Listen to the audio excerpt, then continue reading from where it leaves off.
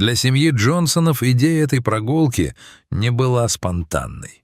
Мистер Джонсон, Марк, работавший архитектором, последние полгода проводил вечера за изучением морских карт и прогнозов погоды. Он мечтал показать детям настоящий океан. Не тот, что виден с переполненных городских пляжей, а дикий, свободный и величественный. Его жена, Сара, поначалу сомневалась, ведь маленькому Майклу только исполнился год. Но энтузиазм старших детей, Эмили и Томми, в конце концов развеял ее страхи. «Представь, мам», — говорил 10-летний Томми, размахивая игрушечным биноклем, «мы можем встретить китов или найти необитаемый остров». Утро отплытия выдалось ослепительным. Воздух в порту Харбор-Бэй был пропитан запахом сушеной рыбы, солярки и предвкушения. Джонсоны арендовали «Стрекозу» — надежный катер с небольшим каютой, где Майкл мог бы поспать в тени. Сара тщательно собирала сумку. Детское питание, солнцезащитный крем, запасные полотенца и крошечный спасательный жилет, который Майкл пытался грызть, принимая его за новую игрушку. Когда мотор катера заурчал, и они начали медленно выходить из гавани, Марк почувствовал прилив гордости. Его семья была рядом, впереди был целый день в открытом море, а солнце отражалось в очках Эмили, которая уже вовсю вела прямую трансляцию для своих друзей, показывая, как берег превращается в тонкую зеленую полоску. Первые часы пути были похожи на идиллию. Океан был непривычно спокойным, словно огромное зеркало, в котором отражались редкие пушистые облака. Марк научил Томми держать штурвал, и мальчик с серьезным видом вглядывался в горизонт, чувствуя себя настоящим капитаном. Эмили читала книгу на носу лодки, подставив ноги теплым брызгам, а Сара устроила Майклу небольшую игровую зону прямо на палубе, окружив его мягкими бортиками. «Посмотрите, какие здесь краски!» — восхищалась Сара. «Вода здесь не просто синяя, она сапфировая». Они остановились в нескольких милях от берега, чтобы пообедать. Тишина была абсолютной, если не считать плеска воды о борта. Майкл смеялся, глядя на пролетающих чаек, и пытался повторять их крики, вызывая добрый смех у всей семьи. В те мгновения Марк подумал, что это, пожалуй, самый счастливый момент в его жизни. Он не знал, что природа уже готовит им суровый экзамен. Первым тревогу почувствовал Марк. Он заметил, что стрелка барометра начала медленно, но неуклонно ползти вниз. Воздух стал тяжелым и липким, а ветер, который до этого приятно освежал, вдруг стих. Это было затишье перед бурей. «Так, ребята, сворачиваемся», — максимально спокойным голосом произнес Марк, хотя внутри у него кольнуло нехорошее предчувствие. Похоже, погода начинает портиться. Но океан не собирался давать им фору. Буквально за 15 минут горизонт затянуло и сине-черной пеленой. Ветер вернулся, но теперь это был яростный шквал, который сорвал с Эмили шляпу и мгновенно поднял высокие волны. Лазурь исчезла, сменившись зловещим цветом мокрого бетона. «Всем в каюту! Жилеты! Быстро!» — скомандовал Марк. Лодку начало бросать из стороны в сторону. Эмили подхватила Томми за руку, и они поползли к люку. Сара схватила Майкла, прижимая его к себе так крепко, как только могла. Стрекоза жалобно скрипела под ударами стихии. Волна за волной обрушивались на палубу, заливая кокпит. Марк изо всех сил вцепился в штурвал.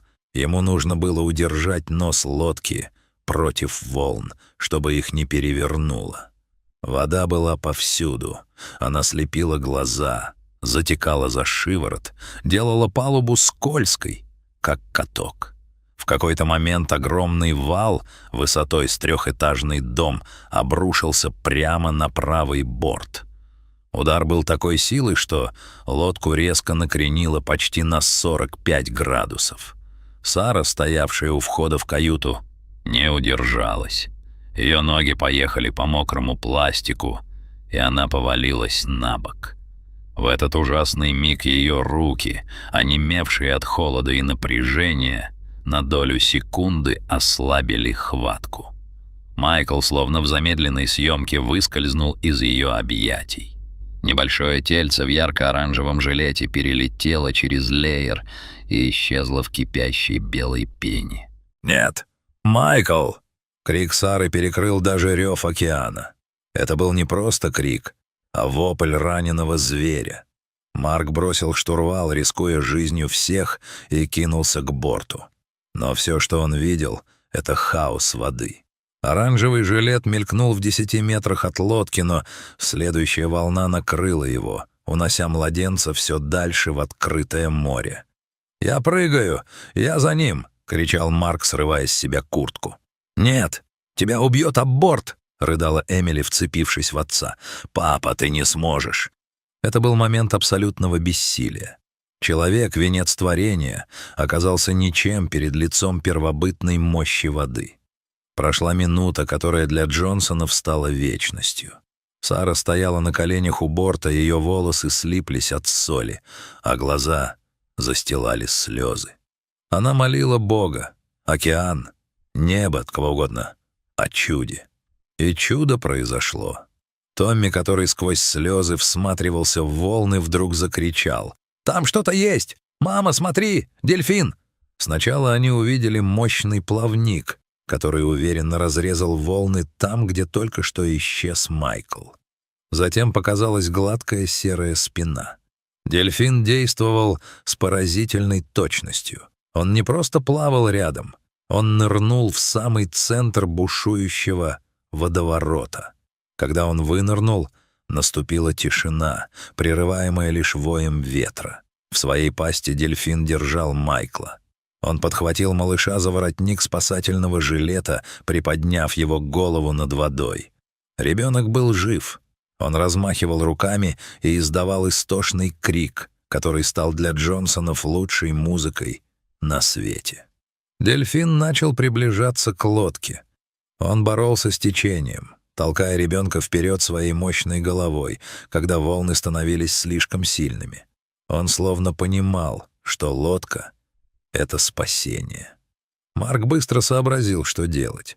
Он схватил багор с петлей и закрепил себя страховкой. Когда дельфин подплыл почти вплотную к борту, Марк максимально перегнулся вниз.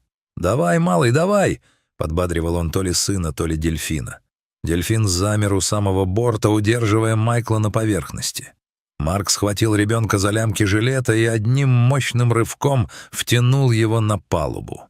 Секундой позже Сара уже прижимала мокрого, холодного, но живого сына к своей груди.